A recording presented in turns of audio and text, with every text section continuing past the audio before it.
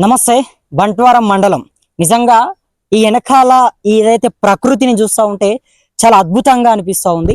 So Vikarabad జిల్లాలో ఏదైతే బంట్వారం మండలంలో కొల్లం బసవేశ్వర స్వామి ఆలయాన్ని చాలా అద్భుతంగా నిర్మిస్తున్నట్టుగా తెలుస్తుంది. నేను ఇవాళ బంట్వారం మండలంలోని కొల్లం బసవేశ్వర స్వామి ఆలయానికి రావడం జరిగింది. సో ఇక్కడ ఈ ఆలయాన్ని మొత్తం కూడా తీర్చిదిద్దే ప్రయత్నం చేస్తూ ఉన్నారు. సో ఇప్పుడు మీరు చూడొచ్చు, గతంలో ఈ మాదిరిగా ఇక్కడ బసవేశ్వర స్వామి ఇక్కడ వెలిసాడు. సో ఇక్కడ ఈ విధంగా నంది స్వామివారి విగ్రహం ఈ రకంగా ఉండేది. సో ఇక్కడ స్వామివారి పాదాలు. సో ఇలా ఉన్న ఈ ఆలయాన్ని, ఈ చిన్న ఆలయాన్ని కాస్త చాలా పెద్దగా చేసి ఇక్కడికి వచ్చేటటువంటి భక్తులకు, వీక్షకులకు కొంత స్థలాన్ని ఇక్కడ ఏర్పాటు చేయడం జరిగింది. ఒక పెద్ద టెంపుల్ని, ఒక పెద్ద ఆలయాన్ని చాలా అద్భుతంగా ఇక్కడ పక్కనే కట్టే ప్రయత్నం చేస్తున్నారు, నిర్మిస్తున్నారు. సో దాన్ని మనం ఒకసారి పూర్తిగా చూసే ప్రయత్నం చేద్దాం. అసలు ఇప్పుడున్నటువంటి ఈ చిన్న ఆలయాన్ని మొత్తం కూడా అసలు ఎలా చేస్తున్నారు, ఏదైతే ఇప్పుడు చేస్తున్నటువంటి ఆలయ పనులు ఎక్కడి వరకు వచ్చాయి, అదేవిధంగా పనులు ఎలా జరుగుతున్నాయి అనేది పూర్తిగా కూడా నేను మీ అందరికీ చూస్తాను. సో ఒకసారి మీరు వెనకాల చూసుకోవచ్చు, ఇక్కడ చాలా పచ్చటి చెట్లు, ప్రశాంతమైనటువంటి అడవి.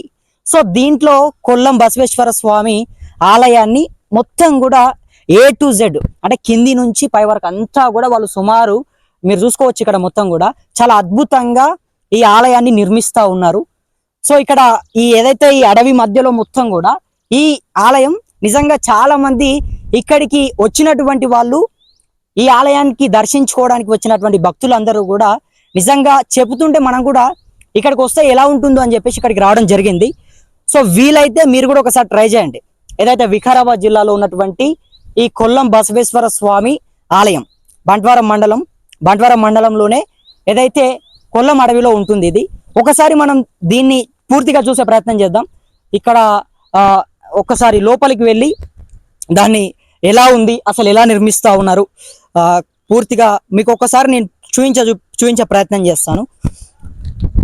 స్టార్టింగ్ మెట్లు ఇట్లా పెట్టారు అనమాట, మొత్తం మెట్లు ఇట్లా పెట్టుకున్నారు.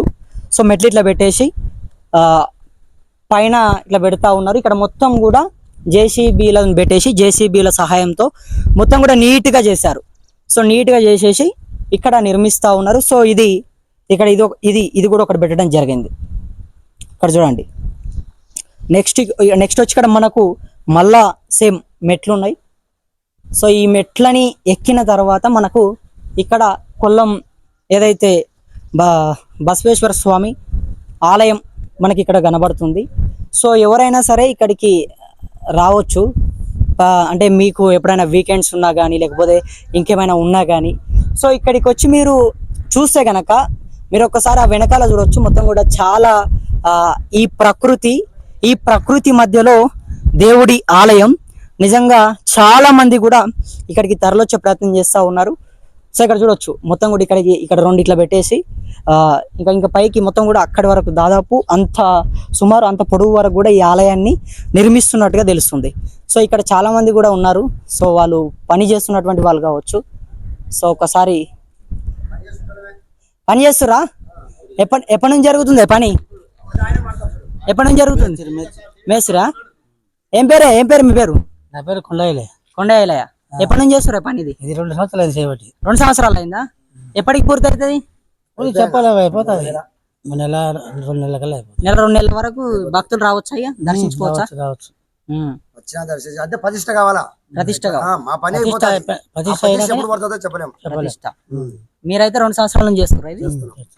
ఓకే. పని వర్క్ పెద్దది కదా, చాలా పెద్దది వర్క్ అది. మొత్తం డిజైనింగ్ మీరే చేస్తారు? అంతా మేమే. స్తంభాలు గింబాలు అంతా మేమే. విగ్రహాలు కానీ అన్ని మేమే. ఇక్కడనే ఉంటారా? ఇక్కడే ఉంటాను. ఇప్పుడు ఇక్కడనే ఉంటాను. ఇక్కడ వరకు అక్కడ చెరుకు దగ్గర మళ్ళీ ఆయన నంది కడతాడు విగ్రహం. ఈయనే ఆడ కట్టి వెళ్ళిపోతాం. అది నెల రోజుల్లో అయిపోతుంది. ప్రతిష్ట ఎప్పుడు పెట్టుకుంటే మనకు తెలియదు. తర్వాత వాళ్ళు గడియలు మంచి రోజులు చూసుకొని పెట్టుకోవాలి. ఇంకా పెయింటింగ్ అది ఆయిల్ కొడతారు, వార్నిష్ కొడితే మంచిగా ఉంటుంది. సో ఇది వీళ్ళు చెప్తున్నటువంటి మాట మొత్తం కూడా. ఒకసారి నేను ఇంకా మీకు చూపించే ప్రయత్నం చేస్తా. సో లోపల తింటున్నట్టున్నారు మొత్తం చాలా వరకు కూడా. అంటే ఆ వెనకాల చూసుకుంటే మొత్తం ఇన్ని పిల్లర్లు పెట్టేసి ఫస్ట్ చాలా చిన్న చిన్న గుడి ఉండేది ఇక్కడ, ఒక చిన్న లింగం ఉండేది, చిన్న ఆలయం ఉండేది. సో ఇప్పుడు దానికి ఒక 100 రెట్లు అంటే అంతకంటే మించే అనుకోవచ్చు. సో మొత్తం రూపురేఖలు మార్చేసి ఇక్కడ ఒక మంచి ప్లేస్ ని ఏర్పాటు చేసి, ఒక మంచి స్థలాన్ని ఏర్పాటు చేసి, ఇక్కడ ఎవరైతే భక్తులు ఉంటారో ఇక్కడికి వచ్చేటటువంటి వాళ్ళందరికీ కూడా, స్థానికంగా ఉన్నటువంటి ప్రజలకు కావచ్చు, లేకపోతే ఇక్కడికి తరలొచ్చేటటువంటి భక్తులకు అందరికీ కూడా ఇక్కడ ఉండేటట్టుగా, అంటే వాళ్ళు ఇక్కడ కూర్చుని కొద్దిసేపు ఉండే విధంగా అన్ని ఏర్పాట్లను కూడా చేస్తూ ఉన్నారు. సో ఏం పేరే మీ పేరు? వచ్చిన వాళ్ళు ఎక్కడి నుంచి వచ్చారు? ఆంధ్రానా? పని చేస్తారా మీరు? పని చేయడానికి వచ్చాను. ఎప్పటి నుంచి వచ్చారా? మేము ఉదయం వచ్చాము ఈరోజు. ఈ రోజు వచ్చారా? ఎట్లా నడుస్తుంది పని? మంచిగా ఉందా? ఇంకా నడసాలి, అప్పుడు పని ఓపెన్ చేయాలి కదా, ట్రైన్ వచ్చి దించాలి. ట్రైన్ వచ్చి ఇంకెన్ని రోజులు పడుతుంది సమయం? సమయం అంటే మనం అంటే ఇప్పుడు గుడి మొత్తం అయిపోయి ఇక భక్తులు వచ్చి కొబ్బరికాయ కొట్టి అట్లా చేసుకోవాలంటే ఒక 2-3 నెలలు పడుతుంది. 2-3 నెలలు పడుతుంది. ఇంకా దీనికి పెయింటింగ్ వేయాలి కదా? పెయింటింగ్ లేదంటే ప్లేటింగ్ ఏమి వేసేటి ఉండదు. పెయింటింగ్ ఉండవు, వార్నిష్ సరే. ఓకే. సో ఇది చెప్తున్నారు. సో ఇక్కడ ఇది దేవుడి ఆలయం పూర్తిగా. సో అందులో దేవుణ్ణి పెట్టేసి అంత అంటే గుడి మొత్తం కూడా పూర్తయిన తర్వాత అన్ని రంగులు అన్ని వేసిన తర్వాత పూర్తిగా పనులన్నీ కూడా అయిపోయిన తర్వాత అప్పుడు ఇక్కడికి దేవుని తీసుకొని వచ్చి ప్రసిద్ధి చేసే ప్రయత్నం చేస్తారు. సో ఇది నిజంగా ఒక పెద్ద ప్రాజెక్ట్ అనే చెప్పొచ్చు. అంత చిన్న అంటే ఒకప్పుడు చూసుకుంటే కనుక చాలా చిన్నగా ఉండేది, కానీ ఇప్పుడు మొత్తం కూడా దానికి మించి ఇక్కడ సుమారు చాలా దూరం కూడా, అంటే ఒకసారి మీరు వెనకాల కూడా చూడొచ్చు, పెద్దగా కడతా ఉన్నారు, చాలా పెద్దగా. ఒకసారి చూడండి, ఇక్కడ మొత్తం కూడా శివలింగాలు పెట్టేసి మంచిగా డిజైన్ చేసి వీళ్ళే వచ్చి ఇక్కడ డిజైన్ చేస్తా ఉన్నామని చెప్తా ఉన్నారు.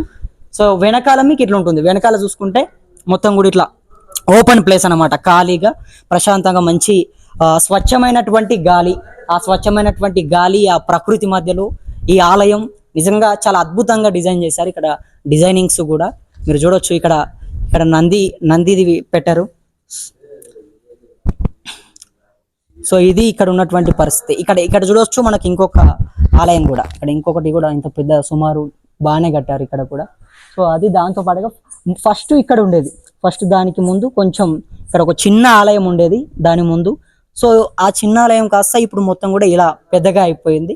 సో దీన్ని తీసుకున్నటువంటి ఎవరైతే నిర్మాణం చేస్తూ కొన్ని లక్షల రూపాయలు, కోట్ల రూపాయలు పెడుతున్నటువంటి ఎవరైతే ఉన్నారో వాళ్లకు ప్రధానంగా ఇక్కడ ఉన్నటువంటి భక్తులు, స్థానికంగా ఉన్నటువంటి ప్రజలు వాళ్ళంతా కూడా ధన్యవాదాలు తెలుపుతా ఉన్నారు. ఎందుకంటే దేవుడికి సంబంధించినటువంటి ఒక ఆలయాన్ని చాలా గొప్పగా నిర్మాణించడానికి ముందుకు వచ్చి ఇన్ని డబ్బులు ఖర్చు పెట్టి వాళ్ళ సమయాన్ని కేటాయించి ఇంత మంచి ఆలయాన్ని నిర్మాణించడం అనేది చాలా అద్భుతమైనటువంటి ఒక విషయం, ఒక గొప్ప ఆలోచన అనేటటువంటి మాటని చాలా మంది చెప్తా ఉన్నారు. సో ఒకసారి మీకు ఇంకా నేను ముందుకు వెళ్ళి చూపించే ప్రయత్నం చేస్తాను. ఒకసారి ముందులో కూడా ఏదైతే ఫారెస్ట్ కానీ ఇక్కడ లారీల లోపల మొత్తం కూడా లోడ్ కూడా వచ్చింది, వర్క్ సంబంధించినటువంటి పూర్తి మెటీరియల్ కూడా లారీలో వచ్చింది.